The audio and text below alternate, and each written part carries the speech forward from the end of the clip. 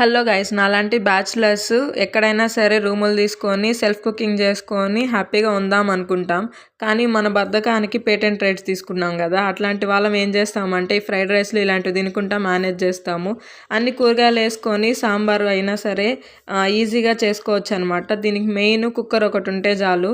కుక్కర్లో కావాల్సినంత పప్పు వేసుకొనేసి దాన్ని బాగా కడిగి దాంట్లో కొంచెం పసుపు, ఆయిల్, వాటర్ వేసి బాగా పప్పు మెత్తగా ఉడికించుకోవాలన్నమాట. ఇంకా పక్కనే పెనం పెట్టి ఆవాలు, కొద్దిగా జీలకర్ర వేసాను. కావాలంటే మెంతులు వేయండి, లేకపోతే స్కిప్ చేయండి. ఇంకా ఆనియన్, తెల్లగడ్డ వేసి కొంచెం వేగిన తర్వాత టమాటాలోనే ఉప్పు, కొద్దిగా పసుపు వేసి బాగా అది మెత్తగా ఫ్రై అయిన తర్వాత కావాల్సినన్ని కూరగాయలు వేసుకొని కారము, ధనియాల పొడి, అందులోనే చింతపండు పులుపు వేసి మనం ఆల్రెడీ కుక్కర్లో పప్పు ఉడికించుకున్నాం కదా, దాంట్లోకి వేసేసి ఒక 2 విజిల్లు వస్తే అంతే అనమాట. మన కన్సిస్టెన్సీ చూసుకొని అడ్జస్ట్ చేసుకోవడమే. చాలా అంటే చాలా బాగుంటుంది. ఒకసారి ట్రై చేసి కమెంట్ చేయండి.